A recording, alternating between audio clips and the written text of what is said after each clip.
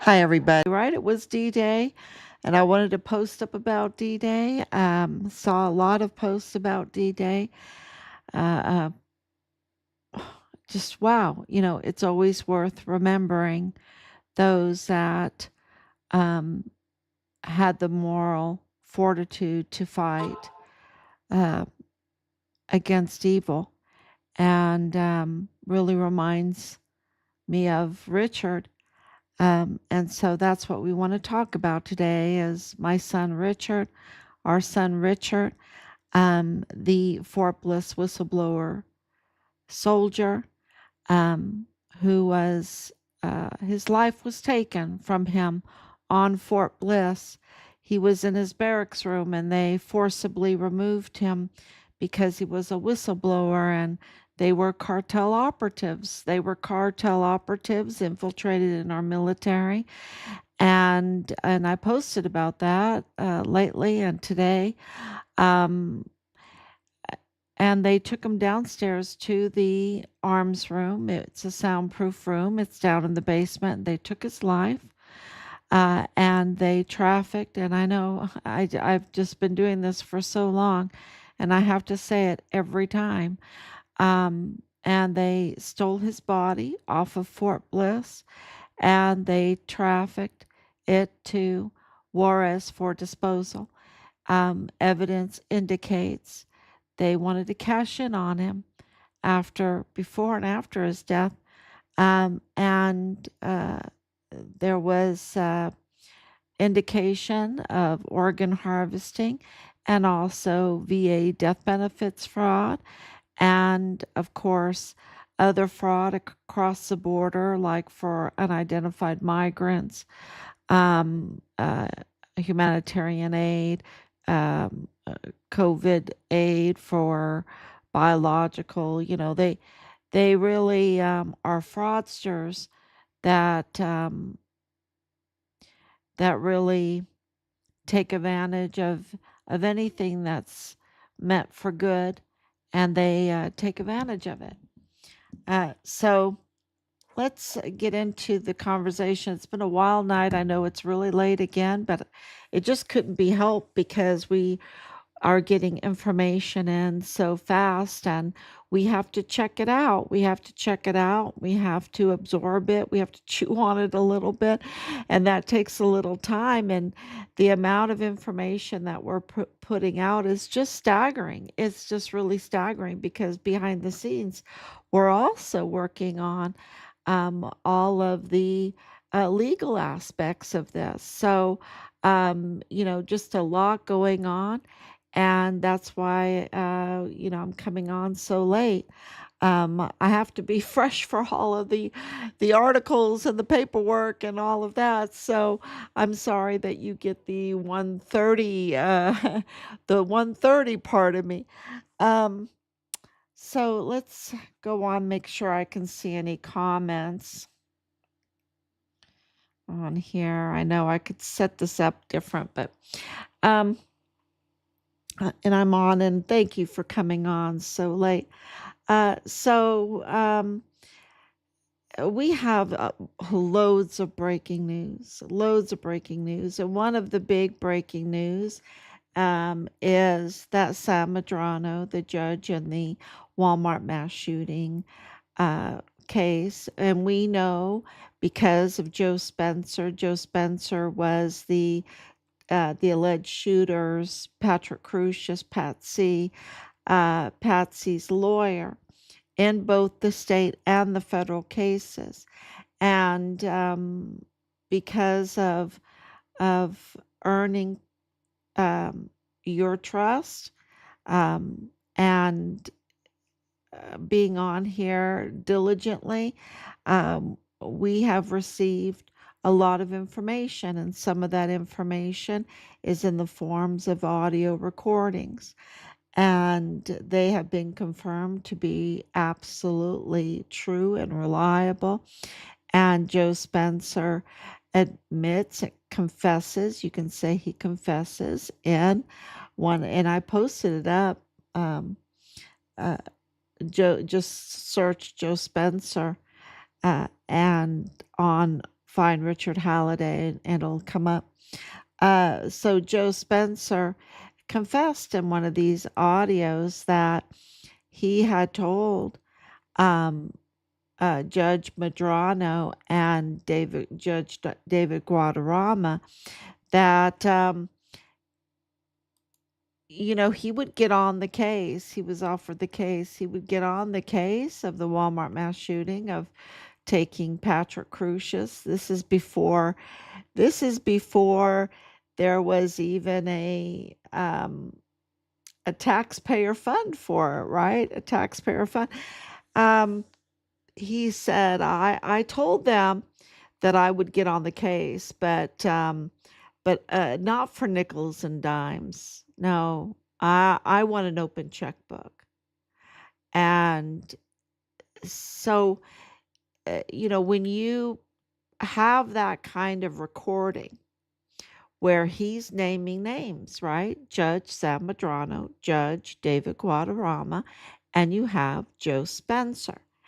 And he's saying he wouldn't get on the case unless, not for nickels and dimes. He wants an open checkbook, meaning he wants taxpayers. He wants taxpayer funds because that's the only way you get an open checkbook is taxpayer funds. And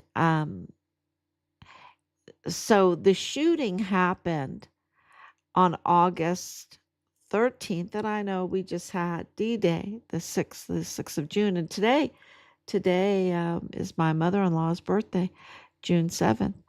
R.I.P. Mom, happy birthday.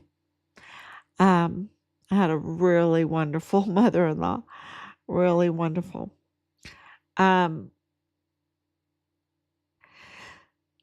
So the Walmart mass shooting was August 13th, 2019. And it happened on a Saturday. And Saturday, around 10:43 or something like that, and of course it's very chaotic and everything. So this is when the shooting happened. We know that there were multiple shooters. We know that there was a group dressed in black with M4s. We know that there was a van. There was a getaway car. We know that there was a hotel. We know there was all kinds of witness statements. And one thing's very clear is the timeline, the timestamps, okay? So if that happened on the 13th of, the 3rd, August 3rd, did I say 13th? August 3rd, 2019, August 4th at 5:43, I believe it was, 5:43 in the morning, a.m. on a Sunday morning, the application for appointed counsel, that means the open checkbook, okay? That means taxpayer fund. The application to get the open checkbook happened at 5:43 a.m. on a Sunday morning, hours after the shooting, not days, hours. And the thing about that application is that you have to be investigated to see if you qualify for the status. Like, you can't have any money. You can't have any money, or very little money in order to qualify for the appointed counsel, okay, which would be paid for by the taxpayer funds. Now, there's normally a ceiling, a lid, a cap on those funds. I believe it's like $10,000, maybe $20,000. That's it. That's all you get. Okay, if you're poor, you don't get, an open checkbook. But for Patrick Crucius, for Pat C, they waived all that. He absolutely did not get checked. He comes from a wealthy family. He himself has money. and they just put 000 on the application, that he had zero income and zero zero expenses, even though, he had a car and car insurance and an apartment in San Antonio, and he had bought a rifle and ammunition and food and drink. They just put 000 for income and expenditures, and you know, which is fraudulent, right? It's fraudulent.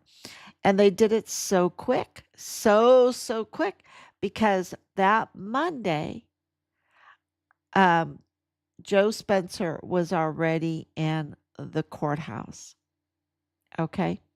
So maybe I'm wrong, and maybe on that Sunday, um, or or that the Saturday night, he said, "Look, I'll get on the case, but you better get me that application of appointed counsel approved, right? You better get me that open checkbook." The timing just is really revealing that. And the thing is that Judge Medrano and Judge Guadarrama weren't even on the case yet. So why is he talking to them? Okay, why is he talking to them? Um, that tells you this is orchestrated, and of course, all the all of our investigation confirms that this was an orchestrated from the cartel, from the military, and the military is infiltrated. Maybe they've cleaned it out in the last year and a half, and I'll be talking about that too. But yeah, y- you know, the military absolutely was in the grips of the El Paso cartel.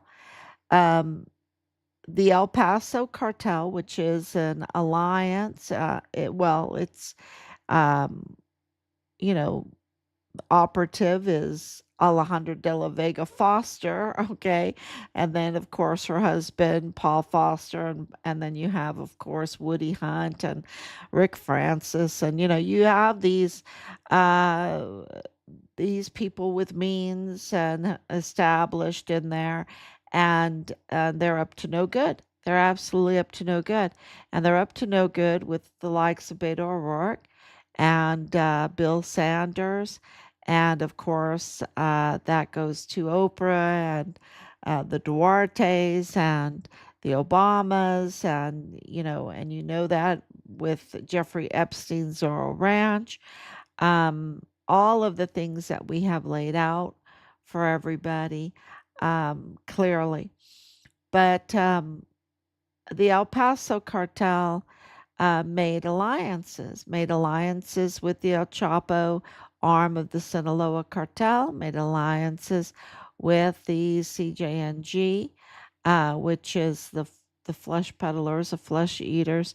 Um, and I'm sorry, it's so offensive, I know. Um, but they are really bad, and they're in El Paso, and um, well, when I'm at liberty to tell you more, I will. But CJNG is absolutely in alliance with the El Paso cartel, and they're in El Paso, um, and and they're fraudsters also. They're fraudsters also. We know that with El Mencho, because El Mencho, one of the leader of the CJNG cartel, who was recently killed in a raid, and then of course the gardener, he has been arrested. So also the Juarez cartel, which is Osvaldo Brunda. Um, you might know him as El Diario, um, and of course, others that we have put forth, who are the El Chapo Sinaloa cartel, and who are the Juarez cartel, and La Linea. La Linea is the Nova Casa Grandes, the Mormon faction part of this. Um, and they are the executioners. They're the force. They're the police force, right? So there's others that they're in alliance with, but you can see when you're in alliance with that, and you're forming monopolies, and you have contracts with the military, and of course you have the bonds, and you're able, because you're cartel, to run businesses without being audited, without having licenses, and then you have all this illicit money that you never pay taxes on, right? You're just money laundering. You have an advantage, and it gets very, very dangerous because of that advantage, and gets very, very violent because of that. And so the El Paso cartel infiltrated the law enforcement and the judicial and the institutions there in El Paso, clearly, and also our military. They were controlling our military. I'm going to tell you that right now. They were absolutely controlling our military. And I think that's why they hate Hegseth so much. Director, uh, yes, of defense, of the war, sorry. Um, eh, yeah, direct Secretary Hegseth, they really hate him. And and I think that he's doing an amazing job to try to um, dismantle the grip of the cartel on our military and bring it back to us. And I think that's a hard job. So, but absolutely, that is what was going on. So I have a video here about the cartels, and I thought it was really good. And then I'll go in on to talk about Medrano forming, like it's not enough that they have our military, they have to control the courthouse on every level and form a courthouse, illegally form a courthouse police force. So let's listen to this, and I think it's gives you some hope of what's going on too. This is People are putting it an on X. interview. Once you cut off the U.S. This is Trump destroys a drug cartel's European trafficking empire, and it's yeah, he mentions quite a few things. So I thought that he doesn't mention Richard. He doesn't mention Richard. Richard's still very shadow banned, but they're getting closer. They're getting closer. So inch by inch, inch by inch, we're getting there. AID money. Once there's no more money flowing from the United States to these so-called liberal causes, all of a sudden these left-wing candidates don't have a prayer. And that very much may be the case. But then in Mexico, as people know, I mean, Trump and Mexico are working somewhat closely together. There's been something like 92 extraditions of cartel leaders from Mexico to the United States. That's the highest number ever in the course of basically a year, 2025. And there was the takeout of El Mencho. This was something like it was coordinated with U.S. military. There's a special operation office in Tucson that was helping to coordinate it, but it was Mexican military. They took severe casualties. I think there was something like 12 casualties, including killed and wounded. But they took out the top leader of, I think it was the New Generation cartel, El Mencho. Then they arrested his successor, the gardener. He doesn't mention that when they killed El Mencho, that they got the logbooks, they got the journals. And this is really important because those logbooks and the journals, and we reported on those, they absolutely expose that political offices, that officials were on his payroll. Okay, that officials were on his payroll, And all through this, with each of these cartel leaders, you discover that they're using the police force there in Mexico, be it the state police or the city police, for their own protection, for the cartel protection. So they're using, as taxpayer funded institutions and agencies to serve their purposes, so that they don't have to pay. They're making you pay for their protection. And you see that in reflected. This is why Almencho is so important, because he did keep very good books, and those books were very legible. You can tell that he was educated, and they expose the officials that are on his that were on his payroll. And of course, we know that the agents, American agents, CIA agents, were on the payroll for Maru Campos in Chihuahua. And that's really important to understand, because it was 4 agents, right? Not just the 2 that died, but 4 CIA agents. But how big is the payroll? And does it, because during her media, she says the FBI are involved, and the DHS is involved, and the DEA is involved, and the ATF's involved, the CBP's involved, the DPS, the Texas Rangers, right? Who are absolutely, totally compromised. They are, on her payroll. They're working with her. They're there, in the offices. They're carrying M4s in the offices, where in the Fiscalia, right? I mean, this is what's coming out.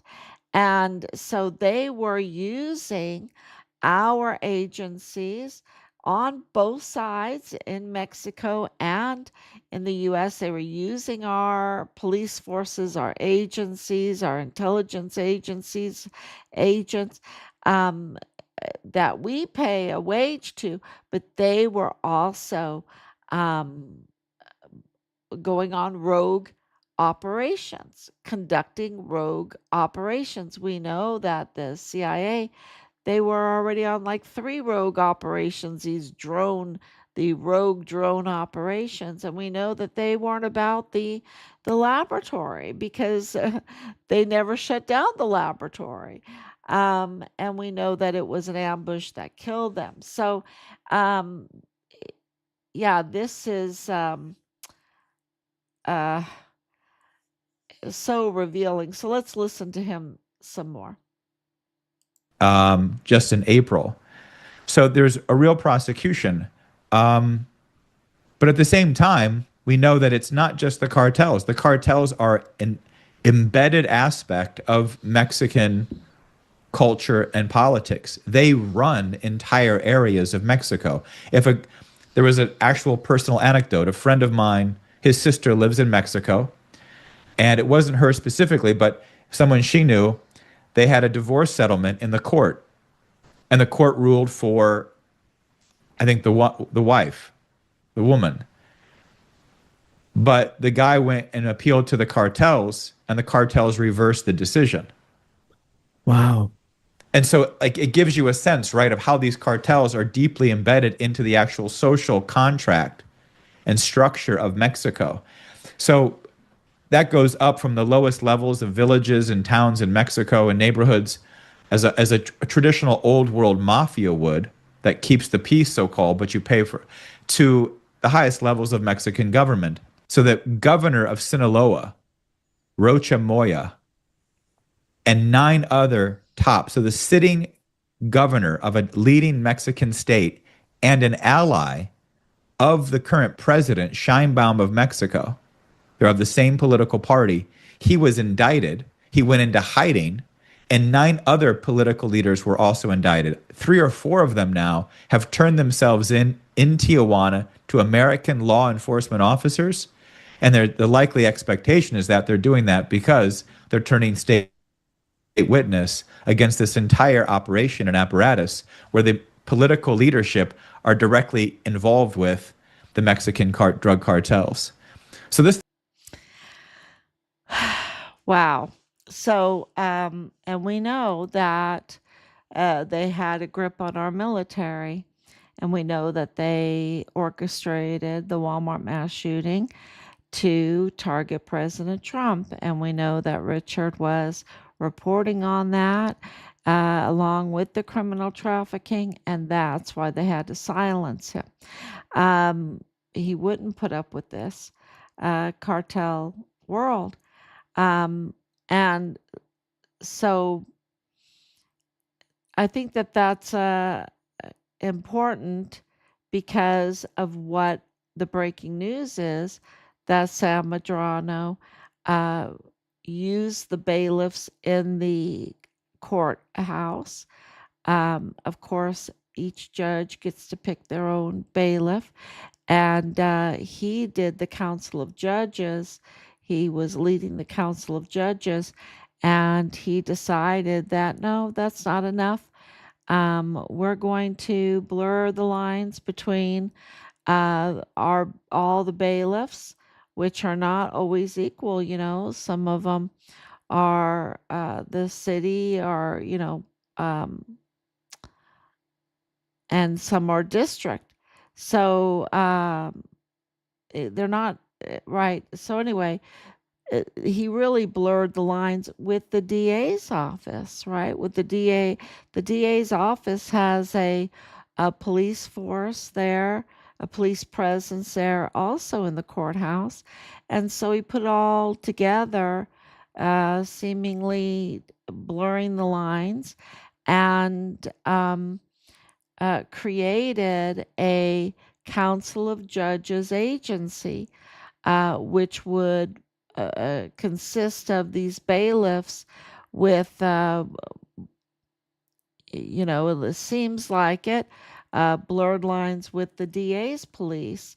And then he can control them all so that he could, uh, well, tamper with the Walmart mass shooting and tamper with Richard's murder case with impunity, if they were his personal police, if they really worked for the Council of Judges, which he had control of. And so he brought in um, a, make sure I can read his name. He brought in, uh, and I'll even read it here. Alexander Mitlensky. Mitlensky, I hope I'm saying that. Mitlensky, a former Homeland Security officer, and former air marshal from Dallas. He was from Dallas. Which is interesting because Allen, Texas, is right there in Dallas area where Patrick Crucius is from, and he acts as the chief administrator of this Council of Judges police force in the courthouse that Judge Medrano is running, and it's really unconstitutional. It's totally unlawful. And, you can't have judges who are the judicial branch doing the job of the executive branch. It's the executive branch that runs police forces, not the judicial. Because can you imagine if judges, they would be like kings, right? They'd be above the law if they didn't have to fear any kind of um, scrutiny at all. So this is why this is such breaking news, and it is interesting that this UTEP. He went to UTEP. He went to Columbia. Um, that I know of. That he is connected to the Fierro family, and of course Michael Maiela's wife, Lorraine Fierro Mayala. So this is just curious because what this administrator was doing was so illegal. It was so illegal. You just can't have yourself a judicial police force, to control the entire courthouse, right? And if any of these judges do things that are not right, vile, vulgar, whatever, who's going to hold them accountable, right? That you just broke that apart. Uh, the uh, the branches of government. That's what's why this is so unconstitutional. So, yeah, that is huge breaking news. And let me look real quick to make sure because I know it's really late at night. Can't be helped. But that was just amazing to do. And of course, I put up the double agent Alejandra de la Vega again because that's really important for everyone to know. And so, thank you. God bless you for sharing that. That it's really important for people to understand what's going on in El Paso. So, yes, and of course the tunnels. The tunnels are, wow. I think that was this morning, 7 hours ago, and so much has happened in 7 hours. Almost forgot about it. But yes, the tunnels underneath the school, the El Paso ISD, they are absolutely. This is a long post. Um, that's okay. That's meat. That will absolutely help you understand how this connects to Julio Cordero, to our son's case, to the bus scandal, busing in children to go to school here in the United States and then sending them back home. The 400, and I think Max Grossman over at um, at his site did a great job by um, it's called the Taxpayer Revolt. Uh, Really a great job of showing where the money is going to in the El Paso ISD and that it's not going really to the benefit of the education of the children. It really is a cartel payroll. And they're using our schools. So they're using our military, they're using our schools, they're using our judicial system, they're using everything that we have. Nothing, they're just so bold and brazen that they have no loyalty to the country or to Mexico. They have none at all.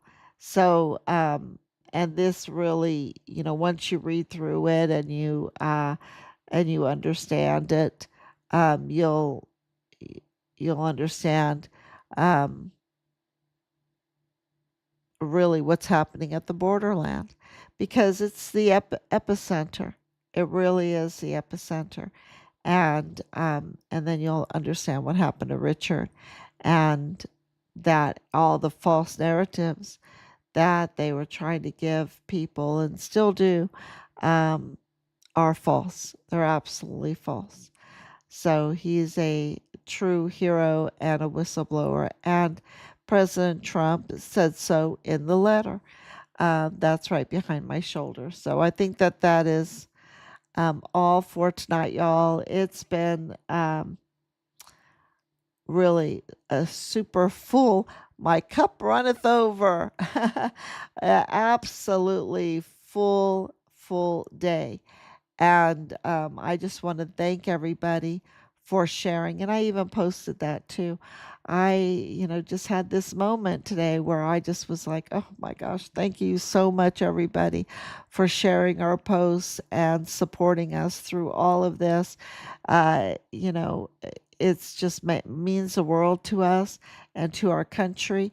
And so please continue to share, and like and comment because that helps the algorithm share content or and gives us a wider audience. So thank you so much. God bless you. And I will be back tomorrow, God willing.